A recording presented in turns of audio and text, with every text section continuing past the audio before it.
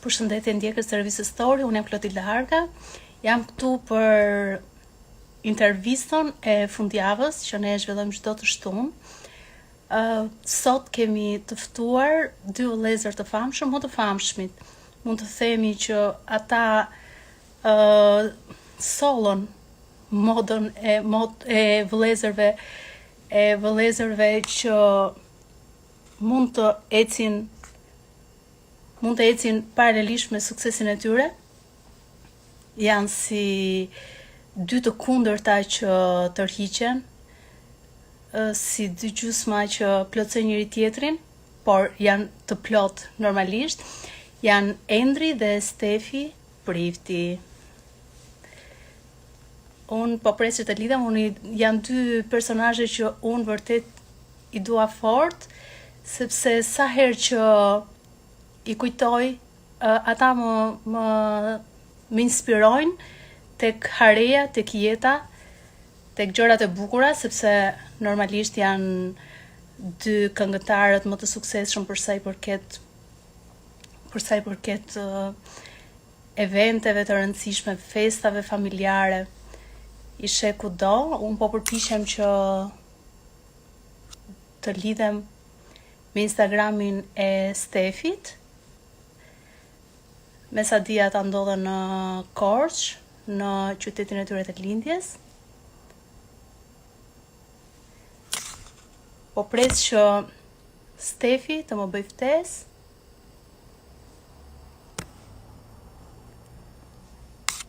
Stefi, nëse jeni aty, po pres që të më bëni ftesë dhe unë të pranoj që të fillojmë dhe të flasim, të bisedojmë.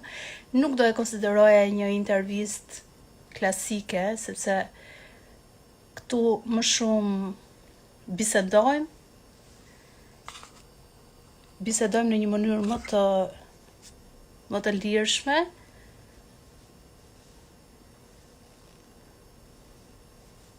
Ja të shoh.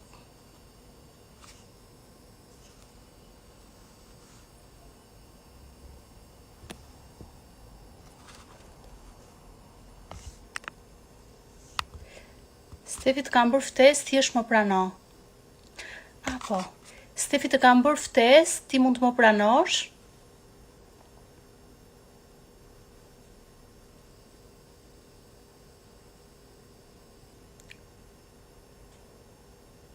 Ja të shohim. Ju ndjekës, mos na bëni ftesë ra ngatroni. Me ju do flasim një herë tjetër. Nëse keni pyetje, nëse doni të bëni një kompliment, sharje nuk duam, boll me sharje se na keni lodhur, se është bërë sharja si tendencë. Ja ku jemi po të shohim të Stefi, por Stefi, unë po provoj të bëj sërish ftesë dhe ti thjesht më prano, do t'y ftesë aty ose më bëj ti një ftesë.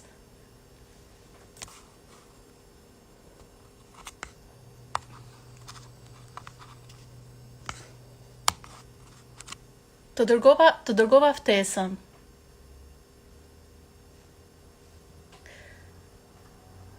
Mund të na bëni pyetjet tuaja për Endrin dhe Stefin. Sharja vjen nga xhelozia, po e vërtet është.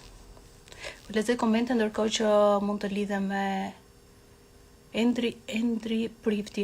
O Endri, mund të hym nga Instagrami yt? Se ti kam përshtypjen që jo. Kujtova se u lidha, por janë ndjekës të tjerë.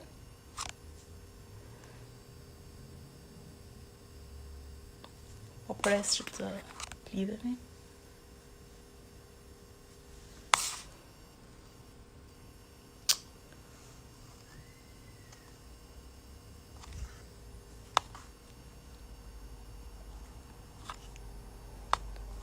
Atëherë Stefi, sa po të bëra ftesë sërish. Endri do na shkatrosh fare Endri. Endri po bashkë kemi po s'di si të lidhemi, o zot, si t'ja bëjmë tani? Endri, dil nga live dhe provo të hysh sërish.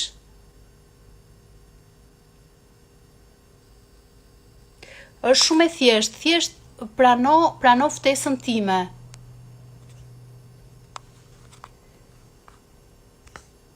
Stefi, prano ftesën time.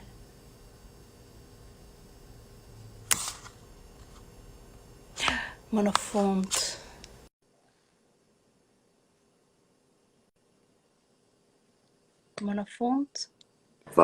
U lidhëm. Jemi këtu më në fund. O Endri. E më të nga. Endri, do na shkatrosh fare sot apo jo? Po çfarë ne do bisedojmë që çfarë do hozim, çfarë do bëjmë tani? Po pra tani nuk ndoni më dhe mbeti vetëm biseda. Biseda do flasim pak, do flasim.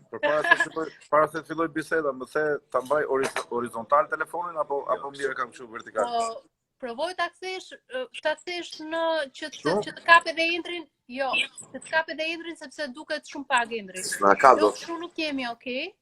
Endesh. Atë të rim kështu si qishim. Po nuk duket Endri, se di tani. Ose provoj një herë nga ana tjetër telefonin. Ja më tani dukemi. Tani. Kështu ndoshta? Jo. Jo, më vetë. Dukeni skiç, më mirë kështu. O Endri, si të kam? Ja, ta afrohemi kështu. Mirë me këtë taskimi. Ti e di që unë të kam shumë xhan. Në këto kohë të përstira si po ja kaloni. Po çfarë po ja kalojmë ne? Hajt mo, çfarë do bëjmë? Po ju si po ja kaloni se në këtë periudhë do ishit në Shtetet e Bashkuara të Amerikës apo jo? Patjetër ne do ishim. Po ja ku jemi. Në Korçë gjendemi për momentin. Në Korçë.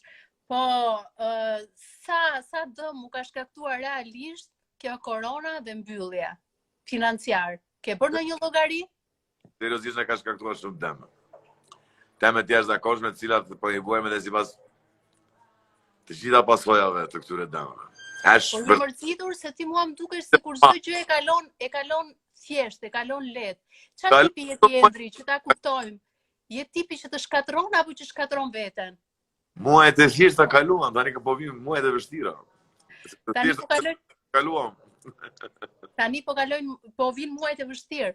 Po, kanë ardhur muajt e vështirë. Po, kishit arritur të kishit ato stabilitetin financiar para se të ndodhte kjo që mos ta ndjenit kaq shumë këtë situatë? Po unë pajtur edhe shumë ato ekonominë që thua ti, dëgjoni. Kemi bërë shumë intervista për ato paratë tua. I kemi prishur që kishim atruar paratë, za ti të bënim ne, dëgjoni. Tani të kjo pandemia. Po tani çfarë po bëni? Jeni duke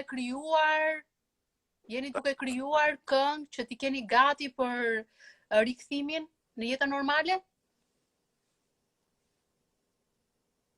Feeling që të shkruash, tani çfarë nuk shkruan dot. Se fillon në ato shqetësime tani, kupton ti? Na ka futur shqetësime kjo papunësia. Po si e kaloni këtë situatë? Ma kalon çik Stefin se është fokusuar vetëm tek ty. Si po kaloni këtë situatë? Stefi, unë shoh si Endri që është tipi i zgjuar po i shpërfillur dhe ti ai me këmbë në tokë që më dukesh shumë që e mban veten shumë në kontroll.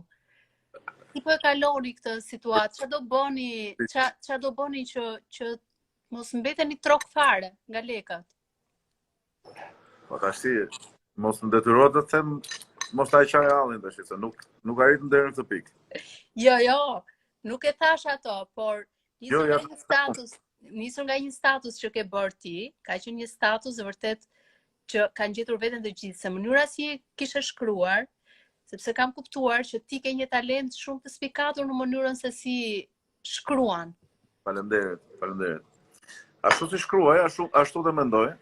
Në momentin që kam shkruar statusin, ai statusi gjeti mbështetje tek shumë njerëz, tek shumë miq tan, të cilët për asnjë çast dhe për asnjë moment nuk duan të na shohin në kokulur. Dhe në këtë periudhë mbas atij statusi ne kemi gjetur mbështetjen e tyre, them të vërtetën, i falenderojmë në mënyrë të drejtë për drejtë, miq tanë shumë të mirë, domethënë që janë në Amerikë, në Australi, pse jo dhe në Shqipëri, kështu që në këtë kuptim të them që ja kemi dalë mirë, sepse dua të them që është edhe çështje standardi, kupton, varet si mësoj. Po, ju jeni mësuar me standard të lartë. Ne kemi jetuar, kur kemi qenë të vegjël, kemi qenë edhe të varfër, kupton, kur i thonë nëna jonë me zinxhir të muajin, kur i thonë, por deshi Zoti dhe ne ecëm nëpërmjet talentit tonë, nëpërmjet suksesit të muzikës dhe arritëm të bëhemi ata që jemi sot. Dhe normalisht të mësuam edhe me lek, domethënë kështu me shpenzime, me një standard goxha të mirë që kemi pasur për vete dhe për familjet tona, për fëmijët tanë.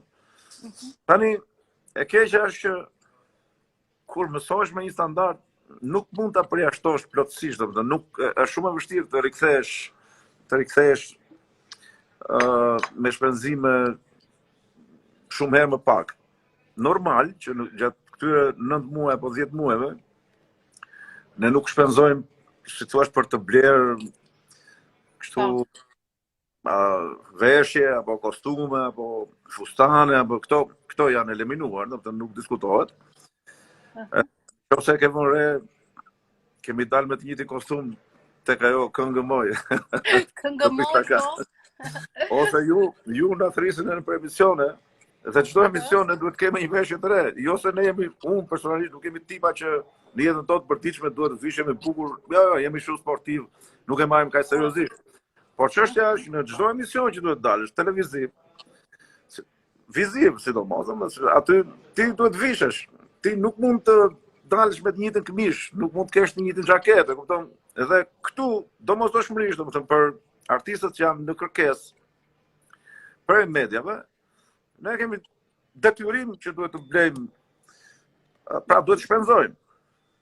Për më tepër, pastaj kjo kur është për ne meshkujt, imagjino pastaj femrat. E kupton, femrat këngëtarë, femrat artiste, domethënë që është fjalë që të dalë shumë dy herë me fustan apo do bëj grimin, makiazhin e këto gjëra, domethënë që këto janë shpenzime ekstra, të cilat gjatë kësaj periudhe ne nuk po e bën. Edhe artistikisht e patëm kurajon dhe gjatë muajit gusht ne nxorëm 2 këngë, nëse jemi e dijeni. Po, e di, janë 2 këngë. Një këngë e Gen Muftaraj, apo jo?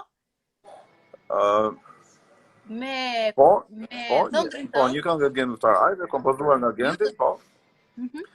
Edhe një këngë tjetër e shkruar nga Herbert Alemi, miku jon dhe kolegu jon, dhe Mozi, që është ka një tjetër studio, për të cilat ne për shembull te klipi i dytë, si thua, mbështetjen e plot financiare e pati Herberti, po për ne ishte një kënaqësi e madhe dhe si thua edhe një lëvizje psikologjike, jo vetëm artistike, sepse në këtë periudhë nuk ndikon vetëm financa. Gjëja që mbase ne na rrezon më tepër është ana psikologjike. Edhe pse përpiqemi i gjejmë mënyra të ndryshme disa herë nëpërmjet muzikës, aty ku kaq sa jemi bërë më vështirë se këto kohë nuk e kemi bërë vetëm. Endri, se u duket. Ja. Dëgjoj tani po vjen këngë tjetër bombë fare. Në bashkëpunim me Genën. Kjo do dalë para festave. Është me kë? Këngë gëzuar me Genën. Me Genën, o zot. Me shokun ton. Do dalë një këngë që do t'ju jap gëzim në familje, që të harrojmë këto shqetësimet e mëdha që na ka sjellë ky moment. Po pra se mua shumë dukeni ju si vëllezër që sfidojnë çdo lloj problemi, madje edhe vetë vdekjen. Shumë dukeni. Vdekjen, na vjarës vdekjen e. Ska vdekjen, ja 50 vite tjera në skenë, pastaj shojmë e bëjmë. Si koncept. Po, më trego pak për këtë këngën që do publikoni para festave. Është këngë shumë e gëzuar, për festa, për gëzime, për të gjithë, që të harrojnë hallet. Ky popull është me halle në këtë momente, shumë halle, greva gjithandej. Ne tani jemi në kohë që s'mund të jemi Po 2 ditë e para mund të ishme ne në grevë, këto ditë tjera tani vazhdojnë në mënyrë e tyre si shumë mos i futemi kësaj teme, Seva? Më futë s'ka ndonjë. Ja, mos i futemi kësaj teme. Si të doni. Ne jemi për Shqipëri të bukur, të lirë, të ketë popull i bukur të haj, edhe të gëzojnë. Po, është një këngë dashuria apo këngë qefi total? Këngë dashurie. Këngë dashurie, po ritmike, domethënë është allegro. Është ashtu si tha Endri për të harruar hallet e problemeve që po kalojmë të gjithë. Në fakt, ju të dy atë bëni gjithmonë, jo vetëm tani. Atë keni bërë gjithmonë. Po këtë u përpoqëm, këtë mesazh u përpoqëm të jepnim edhe me 2 këngë që nxorëm në gusht. Pra ishin këngë ritmike, këngë verore. Gjithmonë në atë kohë ishim duke shpresuar që kjo pandemi, si thua, nuk do zgjasë kaq shumë, kupton, sepse po, normalisht. Edhe pse që në fillim unë e kam ditur nëpërmjet nuhatjes time, nëpërmjet atyre çfarë lexojmë, që pandemia do shkonte 1 vit, 2, ndoshta edhe 3 derisa ne të kalojmë në normalitet. Por të paktën derisa të filloj ai hapi pari normalitetit, besoj se duhen edhe 3-4 muaj, ndoshta 5 muaj tjetër nga marsi, nga maj. Sipas asaj intuitës që kam unë, domethënë. Ndoshta kjo edhe mund të shërbej si një moment pauze dhe relaksi për ju, se shumë jeni lodhur. Jo, këto, ato pauza dhe relaksi ikën me gushtin. Tani nuk kam vend më për pauze, për relaks. Ne duhet të gjejmë mënyra ndoshta alternative, diçka shpresoj nga janari të Zoti parat, jemi mirë me shëndet, jenë mirë njerëzit me shëndet, se kjo është gjë më e rëndësishme. Dhe të gjejmë mënyra alternative, ndoshta në një teatr me pak spektator, më kupton, duhet të menduar gjatë pranverës, mund të jenë sipërfaqet hapura, domethënë skena të ndërtuara në hapësirë, ku njerëzit kenë distancë, të zbatojnë rregulla, po të paktën artistët e skenave live, domethënë të kenë mundësi të performojnë, se jo të gjithë artistët janë të goditur nga kjo pandemi, ekstremisht si është i goditur profesioni jonë, janë ata që janë të drejtë për drejtë në skena, në marrëdhënie me publikun, si dhe ata që luajnë teatr. Po. Pjesa ka dhe arte të tjera që nuk janë kaq shumë të ndikuara, kaq të ndëshkuara, do të them, nga kjo pandemi. Po, siç mund të jetë piktura, piktorët ose pikërisht, po. Artet famore, domethënë, ata artet famore punojnë në shtëpi, por këto çfarë janë, që kanë raport të drejtë për drejtë me publikun, gjitha qofshin këto muzikë moderne, qytetare apo klasike, janë ndërprerë jo vetëm në Shqipëri, por në të gjithë botën. Ju sapo keni mbërritur në Korçë, jeni duke pirë diçka apo jo? Ne kofi. Apo pini? Kafe? Kafe dhash. E di ku jemi apo? Nuk e prisja. Jemi në një nga shikoj shkojmë. Ku jeni këtu? Në një nga ambientet më të bukura që ka Korça, në Live Gallery. Këtu kemi edhe mikpritje, normal domethënë se. Normal, po kush su mikprit ju?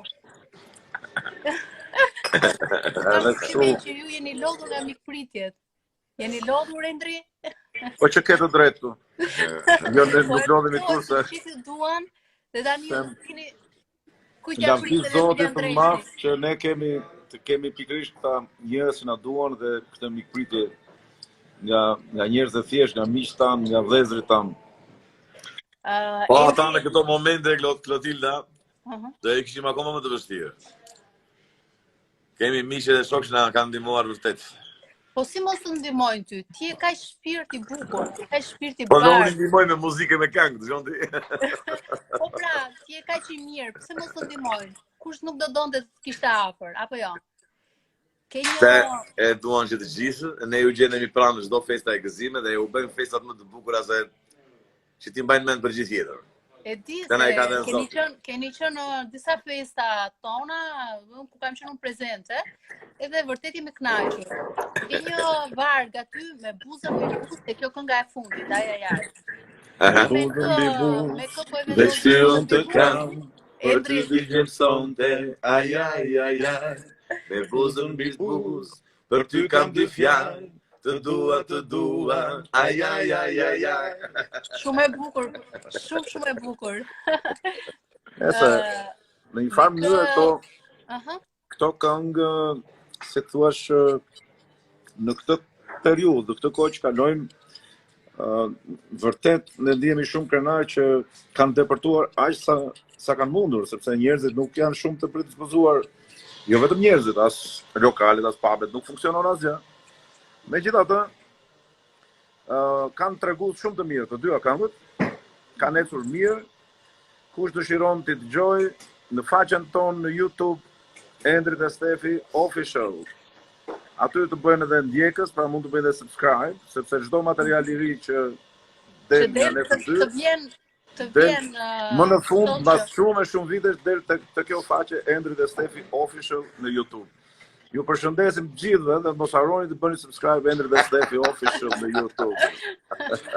Tani dua të di cilat nga këngët tuaja janë vërtet këngët që ja keni kënduar vetes tuaj. Unë e di që Endri ka bërë një këngë. Trëndafili nuk fshihet në ngjese? Trëndafili fshihet në ngjese. Më fal. Të kujdes. Po që është këngë shumë e bukur dhe unë e dëgjoj. Është kryevep. Mund të na tregosh se si lindi kjo këngë? Çfarë ndodhi që ti bëre një këngë kaq të bukur, ku aty përdor edhe një sharje, i thua dikujt biç.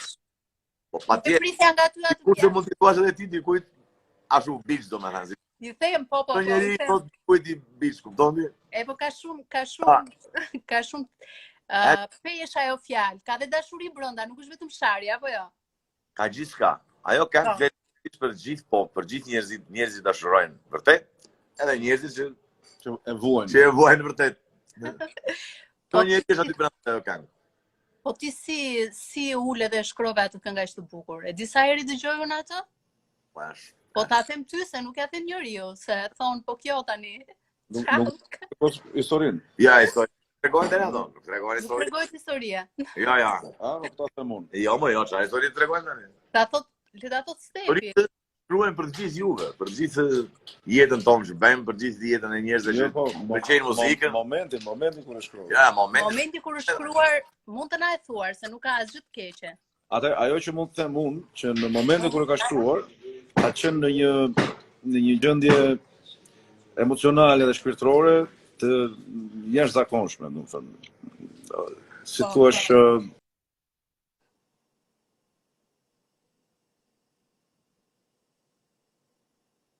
një lloj dhimbje për çfarë për gjithçka shkalonim në ato periudhë, për gjithçka, me njerëzit, me momentet, me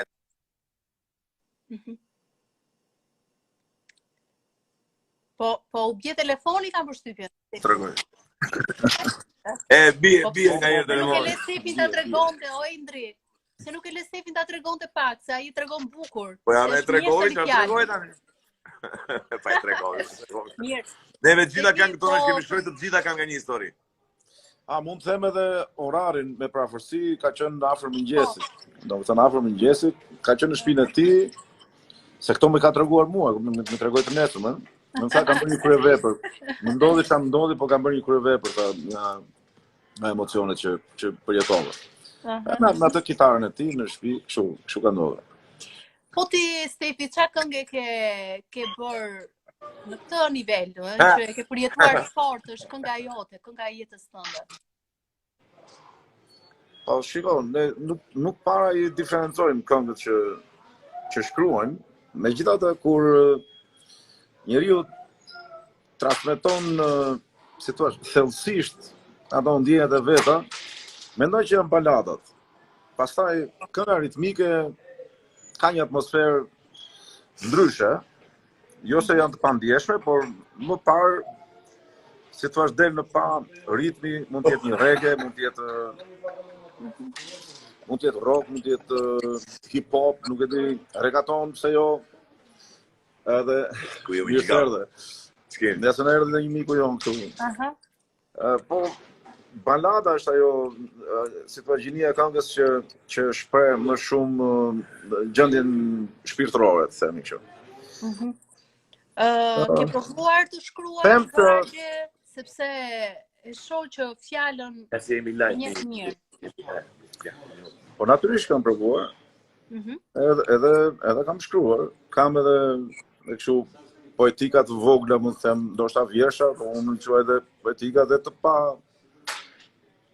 si thua, të pa dalë akoma, që nuk nga njerë mund të jenë momente të çuditshme kur unë mund të ri në shtëpi për shembull 2-3 orë dhe mund të shkruaj siç më ka ndodhur. Është e çuditshme, shumë jam çuditur me vete, kam shkruar 4-5 materiale. Goxhat bukura që i shikoj dhe më pas edhe them si ndodhi. Ndërkohë që ti mund të rish me orë të tëra të kërkosh diçka të shkruash në një moment tjetër. Dhe nuk mundesh, nuk të pëlqen asgjë nga ato që shkruan, mund të jenë gjëra të përgjithësuara, nuk ka poezi brenda. Po ndoshta këto janë momente kështu hyjnore, do thosha, pa frikë, se ne nuk jemi poet, nuk jemi shkrimtar, po her pas here diçka vjen vetë, siç lindet dhe muzika në shumicën e rasteve tek unë dhe tek Endri, pra thash mund të ulesh në piano të shkruash, të ulesh të kërkosh, domethënë dhe jo se nuk është diçka dhe ajo, po nuk është ajo e vërteta e madhe ku për të cilave dalin ato këngët e bukura që të pëlqejnë ty dhe në pjesën më të madhe të rasteve ne ato këngë, ato melodi i lëm, nuk i mbajmë. Se edhe ato mund të bëjnë diçka, e kupton, nëse do kemi qëllim vetvete që nuk do nxjerrim 2 këngë, por do nxjerrim 10. Nuk është atë që 10-ta duhet të jenë, por ne kemi preferuar këtë pjesën tjetër që pak edhe sakt. Pak, jeni shumë detajist, jeni problem për bashkëpunëtorët, në kuptimin që kur bëni një këngë, pyeti ata bashkëpunëtorët për ne. Kam përshtypjen që jeni sa të mirë edhe aq problematik apo jo, se mund të pyesësh, ke një 4-5 kështu kompozitor edhe orkestrues. Thoni emrat, kë mund të pyes? Po pyetesh Tim Saracin, Adrian Lilën, Kenny Starr, Endri Shanin, pyeti çika dhe e pastaj do dalësh në një neve kur shkruajmë material, ju rim në koka dhe i bëjmë gjithçka me detaje siç duhet, jo të kaloj nga kështu shkelë shko. Prandaj janë eksperimentat të pavdekshme. Ka qenë një rast, na tregon një rast kështu. Para 10-11 vjetësh kur ne kemi nxjerrë një nga albumet tona, duat më tregosh. Janë 10 këngë. Dhe këto 10 këngë për shpejtësi u ndan në 4 studio. Pra në 4 orkestrues që janë njëkohësisht edhe kompozitor. Dhe ky producenti Zamiri i Albatrejt, do të thotë që u bota producenti i albumit. Po, e njoh Zamirin, po. Po. Mund ta pyesësh edhe Zamirin, do të thotë çfarë përgjigjesh ka marrë nga këta persona. Sa do shkojmë tani të takojmë Adin, ta mbyllim mirë me Adin, se i ndam nga 3 këngë secili, nga 3 këngë, 3, ku diun 2-2, e kupton? Në 4 studio, pra ishin 10 këngë. Edhe i thot tani që Adi kështu kemi menduar të bëjmë një album me vëzhgë, por duam vëmendje optimale që edhe koha mos na largohet shumë. Normal për lekun, për të gjitha, dhe kupton edhe për pagesat, për këto. Staj mosa. Adi tha, më mirë të bëj 10 këngë me këngëtarë të tjerë se sa të bëj një këngë me këta. Erdhi shkatrimi tha. Neve me Adi kemi bërë jashtëzakonisht të bukur. Kemi bërë Ti se meriton, kemi bërë Jepe, kemi bërë Korçaren, domethënë. Ai e thot, krish për atë që pyete, a jemi detajist? Ne jemi shumë detajist. Dhe mbas Adit, ne shkuam te shpëtimi. Kryem punë me Adit dhe pastaj shkuam te Shpim Saraçi. Të gjithë të përgjigjet tanë, që të gjithë. Po, thanë erdhë këta. I kapi frika. Imagjino që ata të dy nuk flisin me njëri tjetrin atë kohë, kupton? Nuk kishin asnjë kontakti Adi me shpëtimin. Me shpëtimin, po. E kur shkuam te shpëtimi, i thot, nuk e bëj dot, më duhet shumë kohë gjatë sa që të bëj një material me këta. Aty u teatru të qeshur aty. Po ju su bot kaq të vështirë, bot rrugës apo keni qenë tipa që të vegjël? Jo, muzika në qoftë se muzika për ne është jetë, o e bëjmë tamam, o nuk e bëjmë fare. Pastaj ne kemi studiuar muzikën, nuk Po, normalisht që jeni këngëtar, jeni artist, jeni kantautor, nuk jeni si këto këngëtarët që s'marrin vesh edhe shkojnë në një studio dhe... Jo. Unë kam paruar Akademinë e Arteve për violin, kështu që kam 18 vjetë shkollë vetëm në muzikën. Edhe Endri ka qenë për oboa. Do të thënë juve nuk u ahet dot askush në këtë pjesë. Kuptimin kështu artistik. Në kuptimin artistik e kam fjalën.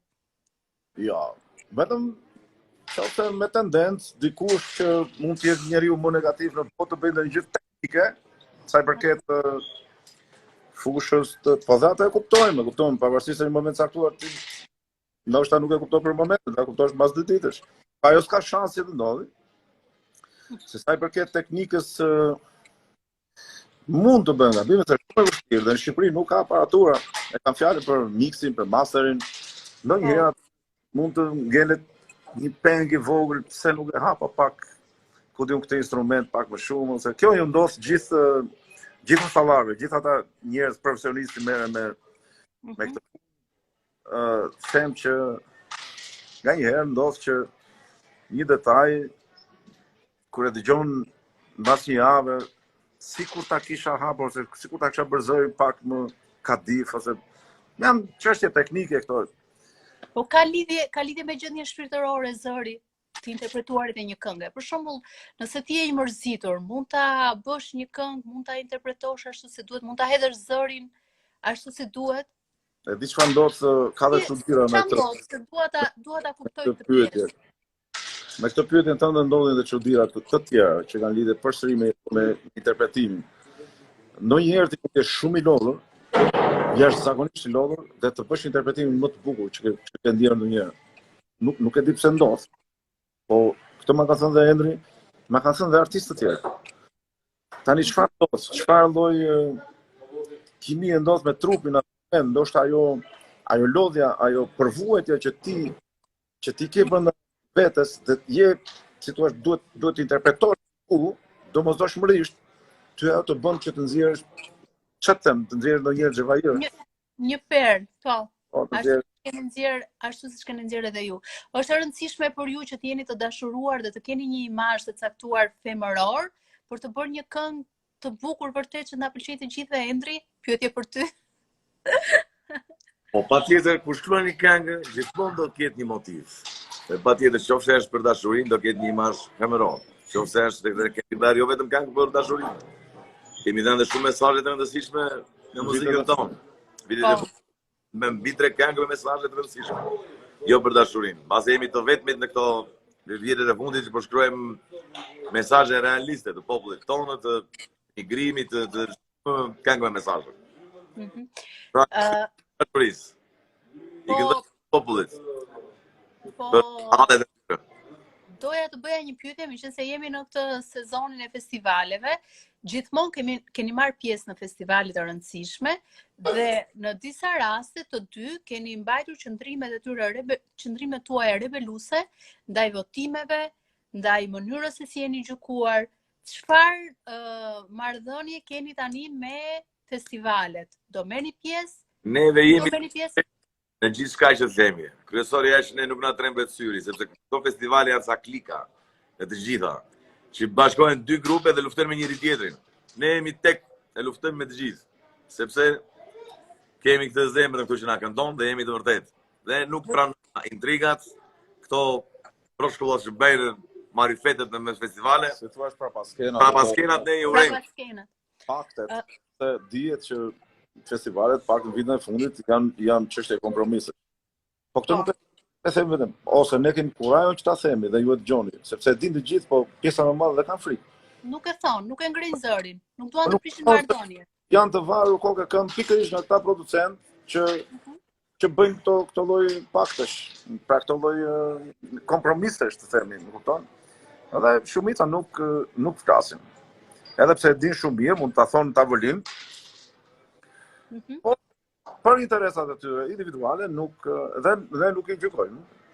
Por ne nuk kemi pse të mos e themi pavarësisht se mund të jemi miq, po kur është një padrejt që ty të ndikon me njëherë, domethënë tek vlerësimi apo është tjetër gjë. Ndoshta këtë fjalë për shkak të magjike. Dikush paraqitet me 10 ose 14 këngë. Ti paraqitesh me një këngë. Konkurimi drejt. Tani po se diku do megjithatë do fitojë. Po tani është tjetër gjë të kesh 14 këngë dhe tjetër gjë të kesh një këngë. Pra ti ke 14 votime. Si mund të konkurosh ti 1 me 10 ose 1 me 7 ose 1 me 14? Siç ka ku artistët votojnë njëri tjetrin. Votojnë njëri tjetrin. Po. Normalisht që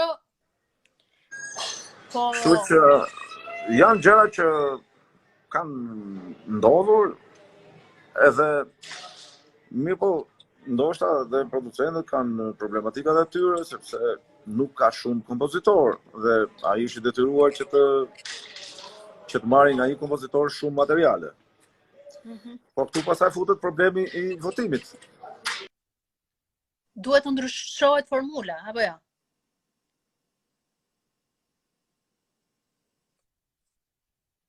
Shiko, ne jemi shumë të lidhur kemi qenë të lidhur vazhdimisht me 3 festivale dhe me Top Festin dhe kemi qenë të vlerësuar. Tani mos kapim vetëm anën negative. Jo, ne kemi marrë shumë. Sa çmime kemi marrë, ndoshta të rrallë janë këngëtarë që mund të kenë marrë kaq shumë çmime sa kemi marrë ne në 3 ato festivale. Por doja të pyesja për çmimet dhe për kupat. Kur i merrni, kush e mban kupën? Sa çmime keni marrë? I bëjmë nga 2. Kemi marrë gjithmonë nga 2. I bëjmë nga 2. Kemi marrë gjithmonë nga 2. Kështu që jemi në rregull, një tjetrin ndajmë. Në rregull atëherë. Në rregull Po nuk është problem. Po, e keni ambicie, Stefi, e keni ambicie festivalin evropian? Sepse duke pasur parasysh atë mënyrën se si konkurohet atje, ku edhe pak nga nacionaliteti është pjesë e performancës, ju do ishit të përshtatshëm. Një kishe vëllezëri shumë interesante. E keni ambicie do brenda pak ditësh je e dyta. E dyta që na bën këtë lloj, si ta quaj, sugjerimi, konfirmimi. Edhe personi që na e tha para disa ditësh shumë i rëndësishëm. Bilesolli dhe një person tjetër në një performancë provash. Për të na riparë edhe një herë me këtë këndvështrim, me këtë sy. Me këtë këndvështrim, po. Ti e dyta. Po, do vi dita kur shkojmë në festivalin evropian dhe ta sjellë shtrimin e parë këtu. Se vetëm ne dim të përshtatemi me Evropën. Po me çfarë këngë do shkoni? Me çfarë këngë do shkoni? Ja, shiko, me çfarë të na vi? Festivali evropian është një kompeticion gjigant që edhe duhet të përshtatesh, edhe duhet kesh forca të mëdha. Do shumë seriozitet. Po asnjëherë nuk kemi trembur. Thjesht jemi distancuar kur shohim që çmimi jepet që para disa muajsh, e kupton, ti kupton këtë gjë. Po, edhe të rrihesh. Edhe të rrihesh, se tash nuk e budavar, po se i merr vesh 3-4 muaj përpara që në festivalin evropian do shkoj X, Y, dhe ka vite që mua bëhet që ndodh kështu. Derisa të ndryshojë kjo, ne nuk kemi për të marrë pjesë, nuk vetëm nëse shkon për qef. Ashtu, nëse do kemi në material të mirë për të paraqitur, jo për të shkuar detyrimisht në festival evropian, po për ta prezantuar, sepse festivali kombëtar në vetvete është goxha festival me nivel, domethënë por është pak me cilësi të specifikuar, të themi kështu, ndoshta pak abstrakte. Nuk kupton që nuk është kjo muzika komerciale që mund ta shohësh në festivalet e tjera, por unë e vlerësoj. Ty të pëlqen festivali evropian, të pëlqen performanca, të pëlqen festivali evropian apo festivali kombëtar? Jo, evropian. Të pëlqen realisht sepse aty thuhet që duhet bësh një këngë që t'i përshtatet festivalit evropian dhe gjithë artistët i përshtaten atij. Shiko, festivali evropian përpara se të futeshin vendet e lindjes në lojë, ka qenë vërtet i mrekullueshëm. Dhe unë kam disa kujtime, bile dhe këngë që i mbaj mend, atë Izraelin e Gjermanin, kështë një këngë shumë, nuk e di 74, Blue, Johnny Blue, na na na na na na. Dhe aq më shfiksuar. Sepse kam rënë emra shumë domethënë nga festivali evropian ndër vite. Më pas, mbasi hyn vendet e lindjes që bën pjesë, aty u zbirua ai boshti, domethënë, sepse filluan ne lindja futi atë botën e vet të prapaskenës, të pazarllëkut, e kupton, nuk ishte më parë. Në perëndim nuk ekzistonte kjo. Po. Derisa ata kanë shumë të zgjuar, e kupton? Ju bën një dy goditje këtyre ekstreme, pa dhanë çmimet para me metal, dhe i thanë, ju mund të bëni këto gjëra, po domethënë ju bën goditje në kuptimin ideor të fjalës. Do qëndroni, do bëni si ne, jo ne si ju, e kupton? Dhe tani them që ka një lloj stabiliteti. Natyrisht, ajo që thoni ju është e vërtet, dhe jo çdo material në atë festival është vërtet për të vlerësuar, po ka dhe gjëra shumë të bukura.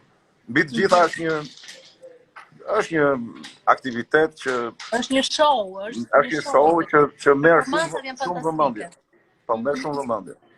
Klotilda, si mendon, mendon se e zgjatëm çik si tepër? Jo, nuk i zgjatëm, ja tani do ta mbyllim. Ta mbyllim me dashuri për njerëzit, se njerëzit kanë probleme të tjera, dëgjon ti. Kisha edhe dy pyetje. Kisha edhe dy pyetje dhe do e mbyllim. Për ty Endri ishte pyetja. Që kujt do e dedikosh këngën që vjen? Ja, tani, hajde me erë dhe këto. Po ku e t'junë me varet? Jo, ishte një pyetje për të dy. Endri është baba djemsh, Stefi është baba vajzash. Keni ndërmend që të dy të bëheni me ti Endri me një gost dhe Stefi me një çun? Vërtet. Këtu i kërën pikës fix, po. E kam e shumë kënaqësi të bëj dhe i çupkë. Vërtet? Po kur të gjej nusem, dëgjon ti. Domethënë është martesa në planet tuaja, një martesë. Po, patjetër. Këtë doja. E treta e vërteta. Unë nuk mendoj. Për Endri, ndërsa për Stefi? Unë e thash ose më. Po pra Endri. Unë e bëra përgjigjem.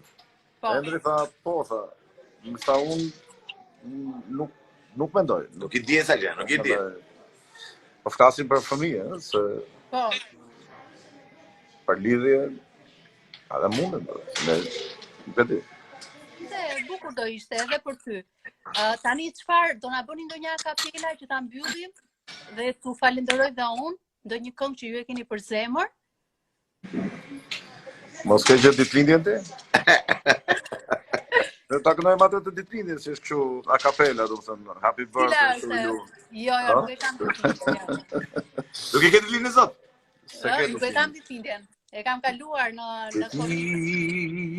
vetëm shaje Stranoje të qeshje Por të rrisje si e marë moj Hajde Miru pashim gëzuar festat që gjithve Falemderit Klotilda Miru pashim Për qafime të gjithë që ndoshët, falemderit Gjithë të mirat Kalofë të Pashim Ciao